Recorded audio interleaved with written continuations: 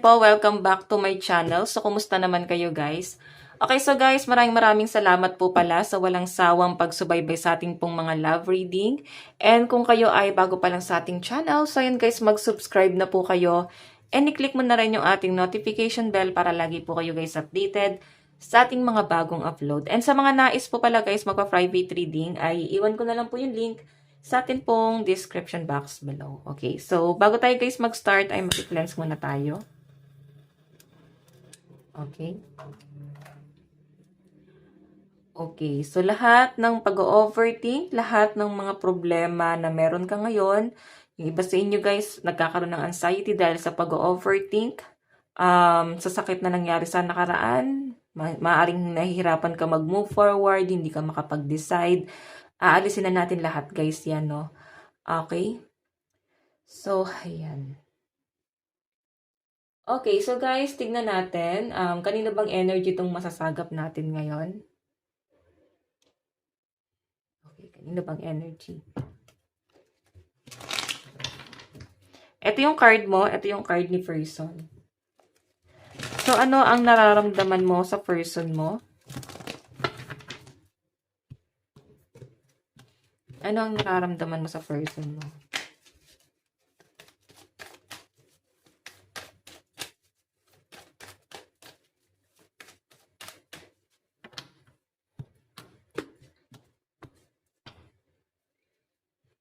Okay. Ito naman guys, ano naman ang nararamdaman sa'yo ni person mo?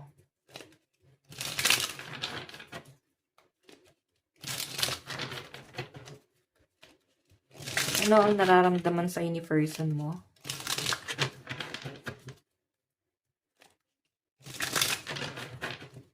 Ano pang nararamdaman? So, yan guys, kung naiinip po kayo sa ating pag-shuffle, pwede nyo na guys, i-skip mo na to, no? Yung pag-shuffle natin. And diretso na po kayo sa ating reading. Okay. Nararamdaman ni person. So, energy mo na guys ni person yung titignan natin, no? Ano bang nararamdaman ni person mo sa'yo ngayon? Nararamdaman niya. The Hermit. Para bang nasa kuweba si person, nag-iisip, nagliliwaliw, ganun yung na-feel ko sa kanya. Para bang meron siyang pinag-iisipan. Okay, taimtim siya guys, nag-iisip dito. So, I think, hindi siya ganun guys, ka-regret eh. Pero parang nasa malayo na siya. Maring wala kayong communication. So, nakikita ko rito kasi nag-iisip lang po siya. Or pwede nga guys na iniisip-isip ka pa niya ngayon. Okay, sabihin na natin niya sobrang busy ni person. Hindi kanya dati pinapansin eh. Pwedeng hindi kanya guys pinansin dati or hinayaan ka lang niya dati. Okay? Kasi mas pinurso niya yung ano niya, yung passion, yung ambition niya. Ayan no. Pero ngayon guys, maaaring naaaral niya na yung sitwasyon. Kasi dito, para bang meron siyang na-feel something. Siguro guys, yun nga, dati hindi kanya napapansin, ikaw yung lagi nangungulit sa kanya, ikaw yung lagi nakikipag-communicate, ikaw yung sweet, tapos siya hinayaan ka lang niya kasi naging kampante siya that time. Pero ngayon kasi guys na umalis ka na, natauhan ka, siguro hindi kanya hinabol nung una, parang hinayaan ka niyang umalis. Napaka-cold ng energy guys, no? Sobrang cold ni person. So maaaring siya ay Virgo kasi may sign ng Virgo po doon. Okay, so yan. Ingay ng sakyan. So yan guys, pasensya na po sa ingay ng mga motor, no? Okay, so maaaring Virgo tong si person. Kasi Hermit Virgo yan. Ayan, may sign din ng Virgo. So, sa pinapakita sa akin, guys, ayun nga, pwedeng habang tumatagal yung panahon, para bang bigla kanyang naaalala, parang merong namimiss ako na energy. Parang may kulang, ganun yung na-feel ko. Para bang may emptiness, ganun yung na-feel ko. So, habang tumatagal, doon niya na-feel na para bang hindi ka na pala niya maramdaman. Kasi nung una, hinayaan ka lang niya eh. Pwedeng wala lang talaga siya guys pakialam sa inyo. Kasi baka hindi kanya minahal that time. Diba? Pero ngayon guys, mukhang namimiss ka ni person. Iniisip-isip ka niya oh. So, tignan natin guys paano kanya tignan ngayon. Knight of Pentacles. Someone na Matagal ka sigurong nakarealize eh. Okay? Nakikita ka niya na pinilit mo, no, na i-workout itong relationship na to kahit na napakabagal niya. Okay? Wala siyang plano. Hindi mo siya nakikitaan na may plano or hindi mo siya nakikitaan na parang seryoso siya dito sa relationship na to. Kumbaga, hinanap mo saan ka doon? Ano yung papel mo? Ano yung papel mo dun sa relationship? Ganun yung na-feel ko. So, maaaring itong sitwasyon na to, guys, is nangyari na sa past. Titignan natin mamaya yung energy, no? So, Knight of Pentacles, ayan, mabagal siya that time. Kasi, alam mo yung ikaw yung nagbabago. Okay? Nantay mo na may pagbabagong mangyari sa inyo or win-work out mo to relationship na to. Pero, walang nangyari. Okay? So, siguro talagang matagal-tagal bago ka natauhan dito. Tingnan natin guys yung action ni person ngayon. Oh my God, the world. Tinatanong kanya ngayon. Maaring ito ay makikipag-communicate sa inyo. Tinatanong niya, naka-move on ka na ba sa kanya? Kumusta ka na ba ngayon? Maaring ko kumustahin ka nito guys. Ayan no. The world. Diba? Kasi ito guys, the world is moving on. Moving forward. So, siguro bigla siya magre-reach out sa panahong nagmo-move on ka, nagre-recover ka, na para bang okay ka na, hindi mo na siya naiisip, wala ka nang pakialam sa kanya. Ay, excuse me guys. Nadighay. So, 'di ba? Saka siya guys magpaparamdam kung kailan okay ka na. Then doon ka sasabog, no? Na bakit bumabalik ka pa? Or baka nga hindi mo siya guys pansinin. 'Di ba? Baka hindi mo na siya pansinin. Okay, kasi nung una hindi ka nga niya pinansin eh. Pinabayaan ka lang niya na umalis. Okay, tingnan natin guys. Ano yung magiging outcome ng action ni person once na makipag-reconcile siya rito? O, diba? Ten of Swords. May hirapan siya ngayon. Siya naman yung hindi makaka-move on. Para bang iniiyakan ka niya rito. Kasi di ba masakit na magpatato. So, maaring titiisin niya po yung sakit. Or, umiiyak siya. Okay? Maaring ngayon, eto guys, yung current situation niya ngayon. Umiiyak siya ngayon. Nahihirapan siya ngayon kasi para bang, bakit dati kasi hindi niya pinansin, no? Hindi kanya pinansin. Tapos ngayon, iiyak-iyak siya rito. So, si person mo guys, nakakita ko sa kanya, selfish to. Kasi kung kailan wala ka na, mas inisip niya pa yung nararamdaman niya ngayon. Para bang, ay parang may nawawala. Parang merong missing feelings. Parang ganun. So, diba? Once na mag-reach out sa inyo tong taong to guys, sinasabi sa akin dito, nasabi mo sa kanya. Lahat ng naramdaman mo, lahat ng sakit na ginawa niya sa inyo, pambabaliwala. So, kung kailang wala na, natapos na, maaring matagal ng panahon. Okay? And I think, pagdating ng araw, makaka-recover ka na talaga ng tuluyan sa kanya. Okay? So, nakikita ko dito guys, at yung current situation, umiiyak si person, sobrang nasasaktan, sobrang nahihirapan sa mga nangyari. Bottom of the deck, Ace of Wands. Diba? Pag-isip to guys, justice, temperance. Maaring ipapangako niya sa inyo na, parang pipilitin niya guys na magkaayos ulit kayo. Parang ipapangako niya nga sa inyo na naayusin niya yung relationship, ibibigay niya sa inyo yung assurance, tanggapin mo lang siya ulit sa buhay mo. Kasi ito guys, Ace of Wands, so iniisip-isip ka niya rito. Okay, para bang kulang pala nang wala ka. Okay? Justice, ayan no. Di ba puro pag-a-adjust? So, maaring Libra yung energy, no? Maaring may Libra dito. Okay? Judgment pala to. So, maaaring ikaw kasi guys, natauhan ka, maaaring tinulungan ka din ng mga friends mo, family, para makarecover. Pwedeng sila yung nag-advise sa inyo na nag-advise at nagpa-realize sa'yo ng mga bagay-bagay. Okay? Na parang kailangan mabigyan ng leksyon tong taong to. Kasi ganyan nga siya dati. Okay? Ginagawa niya lang yung magpapasaya sa nararamdaman niya. So, selfish tong si person sa nakikita ko.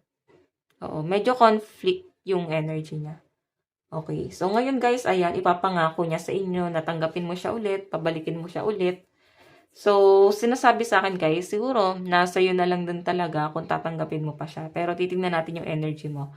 So, sa side ni person, malakas po ang Earth sign, Capricorn, Taurus, Virgo, Aquarius, Gemini, Libra. Ayan, may Virgo, Libra, Cancer, Pisces, Scorpio, Aries, Leo, Sagittarius. So, tignan natin guys, sa side mo, ano ang nararamdaman mo kay person ngayon? Two of Pentacles, conflict, no? Nandun ka sa point na napabayaan mo yung trabaho mo kasi siya na lang yung pinagtuunan mo ng pansin. Nasa point na para bang minsan, tulala ka, nakakaligtaan mo na yung mga dapat mong gawin sa trabaho. Para bang, as in, hindi lang trabaho, pati yung sarili mo napabayaan mo dahil sa person mo na to. To offend ako sa'yo, no, naging komplikado yung sitwasyon mo. Yung nararamdaman mo sa kanya ngayon, guys, parang biniblame mo siya na parang kasalanan mo kung bakit komplikado yung buhay ko ngayon, ba't komplikado yung naging sitwasyon ko ngayon. Ganon. Pwedeng ito yung nangyari na nga sa past, guys. Conflict. And nandun ka sa point na naghirap ka din pagdating sa pera mo. Siya yung dapat tutulong sa inyo pagdating sa Pentacles. Pero guys, hindi mo siya naasahan that time. Okay? Hindi mo siya naasahan kasi iba yung pinagtuunan niya ng pansin. Diba? So, titignan natin, guys. Paano mo siya tignan ngayon? Yung nararamdaman mo sa kanya, guys, naninimbang kayo. Mas matimbang sa inyo, guys, yung sakit. Oo. Hindi na to, guys, love. Naninimbang ka pa. Ganon. Para bang ano pa ba yung magiging desisyon mo? Tatanggapin mo pa ba or hindi? Or let go mo or what? So, sa nakikita ko dito, guys, mas matimbang sa inyo, guys, yung yung mga nangyari. Ayan, nagbubulag-bulagan ka dito. Or pumikit ka na lang. Para bang pumikit ka na lang tapos hinayaan mo siyang hinayaan mo siyang mawala. Ganon. Hinayaan mo na siya. And siguro, hindi mo gustong sabihin yun, pero yun yung nararamdaman mo. Okay? Pero naninimbang ka pa rito eh. Tignan natin guys, paano mo ba siya tignan ngayon? Ito Pentacles, gusto mo siya mag-effort. Pwede nga nag-effort na siya kasi ito Pentacles, effort to eh. Okay? So, maaaring mag-effort sa inyo si person. And ito nga guys, habang nag-effort siya, naninimbang ka. Paniniwalaan mo pa ba siya? Pagbibigyan mo pa ba siya? Eh, grabe na nga yung ginawa sa inyo. Diba? So, malakas po ang energy ng mga earth sign, Capricorn, Taurus, Virgo. So, I think, hahabulin ka pa nito, guys. Manghihinayang siya sa inyo. So, yun nga sabi ko sa inyo, guys, umiiyak ngayon si person. Tatanungin kanya, mahal mo pa ba ako? Naka-move on ka na ba? May iba ka na bang mahal? Diba? Gaslighter yung person mo. Yung gaslight ka niyan eh. Diba? Sa inyo niya, guys, lahat ipupukol. Na para mawala siyang naging kasalanan. Diba? So, titingnan natin, guys, ano yung magiging action mo? Five of Pentacles, mas magpo-focus ka sa Pentacles mo. And sa family mo, kasi mas worry. So, maaaring napabayaan mo yung family mo, or hindi ka nakinig sa sinasabi ng family mo, kasi sa yung pinili mo that time. Ngayon, guys, yung Five of Pentacles mo, nakikita ko na parang magsisimula ka ulit sa level 1. Yung tipong walang-wala.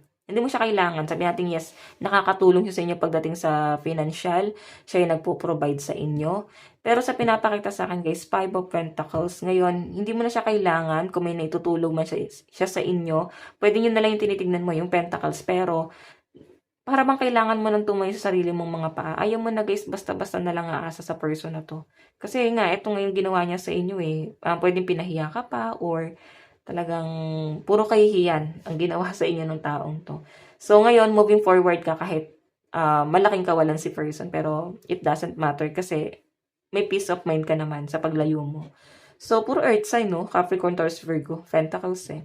Ano yung magiging outcome? Diba? Mahanap mo yung someone na magmamahal talaga sa inyo. Okay? Someone na iba-value ka. Kasi guys, medyo komplikado ngayon yung sitwasyon mo. Or maring hindi ka rin makapag-decide. Kasi si person mo nakakita ko na inisip-isip ka pa rin niya. Gusto niya mag-offer sa inyo ng love, temperance. Kung bigyan mo siya ng chance na magbago. Yun ang sinasabi sa akin. Pero, ikaw the lovers, yung ito guys, yung magiging outcome ng action mo. Five of Pentacles, pipilitin ka pa rin niya. Habul-habulin ka pa rin niya. Pero, sa paglayo mo guys, mas mahahanap mo yung tamang taong magmamahal sa'yo. Okay, nandito yung the lovers. Mas mahanap mo yung taong hindi conflict or hindi ka ilalagay sa komplikado. Someone na kaya kang panindigan and walang judgment. So, someone na matured and may give and take. Tingnan natin guys yung future. So, future tuloy. Wala pa pala yung bottom of the deck. Bottom of the deck, Seven of Pentacles. May panghihinayang ka pa rin sa taong to. Siguro kung itutuloy-tuloy niya yung panunuyo sa inyo, baka bumigay ka na rin. Oo. Ayan, no. Kasi kahit paano, guys, nakatulong din talaga sa inyo pagdating sa financial. I think yun talaga yung pinanghihinayangan mo sa kanya. So guys, sa side mo, malakas po ang water sign, Cancer, Pisces, Scorpio, Capricorn, Taurus, Virgo, Empress. Oh, puro ganon. Okay? So, titignan natin guys, saan na patungo to? Earth sign and water sign to, no?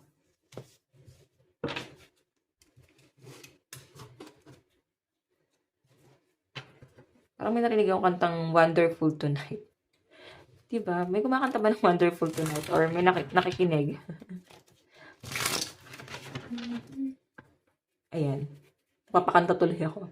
So, tignan natin guys. Saan na patungo yung relationship na to? Future.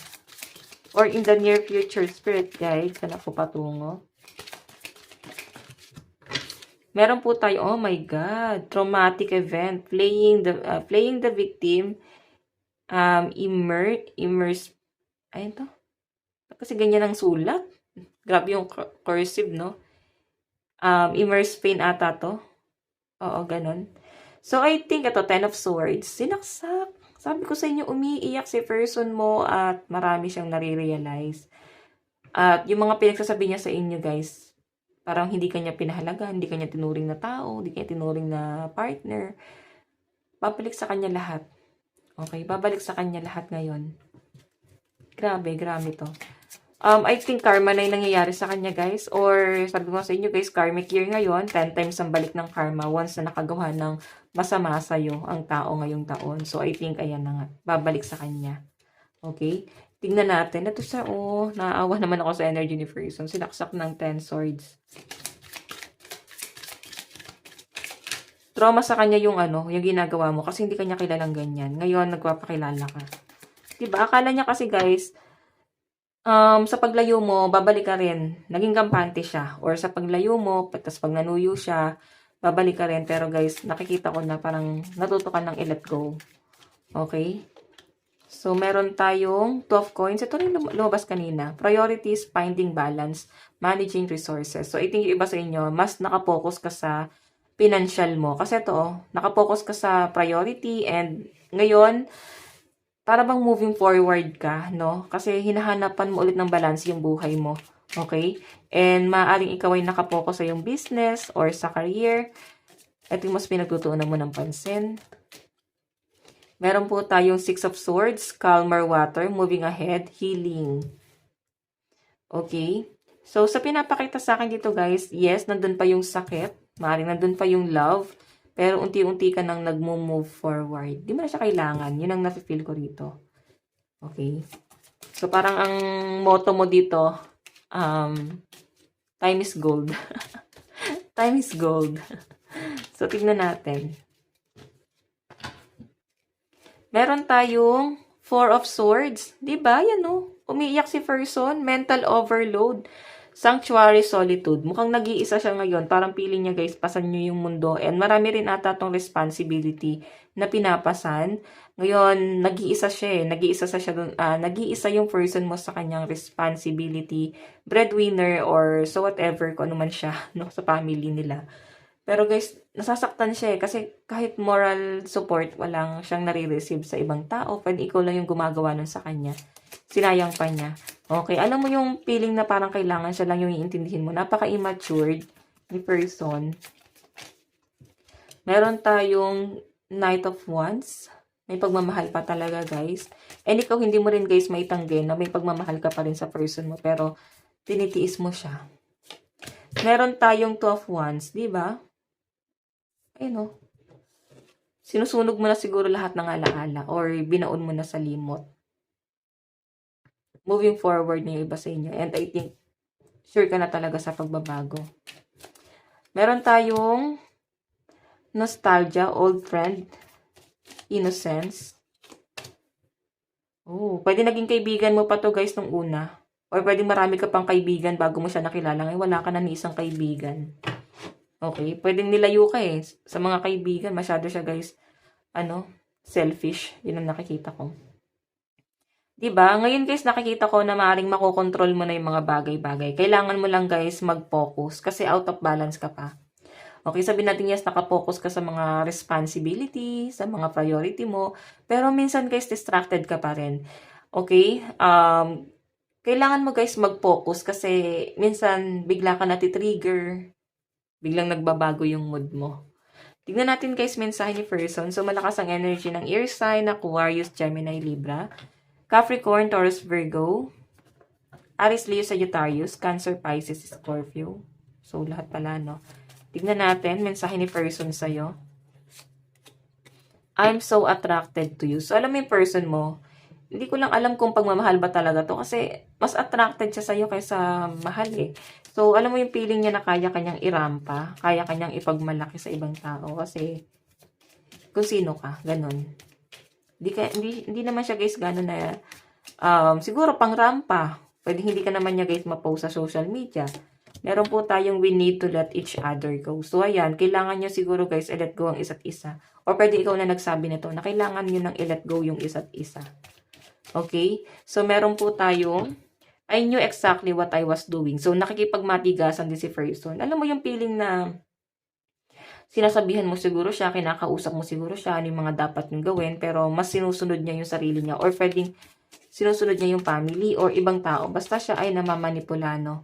Okay? Meron tayong I hid who I really am from I am from you. So, I think marami siyang tinago. Sinungaling to person mo. Meron tayong you and I were too young. So, siguro guys, si person mo, mas bata sa'yo or isip bata. Tapos ikaw naman, baka mas bata ka, ganun. Meron tayong I am becoming a better person. So, may pasumpa-sumpa pa siya na parang yayabangan ka. May simpleng kayabangan si person, guys. Oo. Kaya niya yung sarili niya or para bang kaya niyang panindigan yung sarili niya or magiging better person nga daw siya, guys eh. 'Di ba? Sana ginawa niya noon nung magkasama pa kayo. Ngayon niya pa sasabihin 'yan, 'di ba? So guys, tignan natin kung ano ba ang inyong love advice. Love advice. Love advice. Meron po tayong true love. True love comes when you least expect it. So maaring may someone na true love na talaga ang darating sa inyo. Okay, comes when you least expect it. Kung kailan makarecover ka na. So, I think kailangan mo na mag-move forward. Kailangan mo na makarecover. Matanggap mo na yung mga bagay-bagay. Tapos, pag okay ka na sa kato guys, darating sa inyo. Yung someone na masabi mong true love. So, guys, ito lang naman po ang inyong reading. Hanggang sa muli. God bless and love you all. Thank you.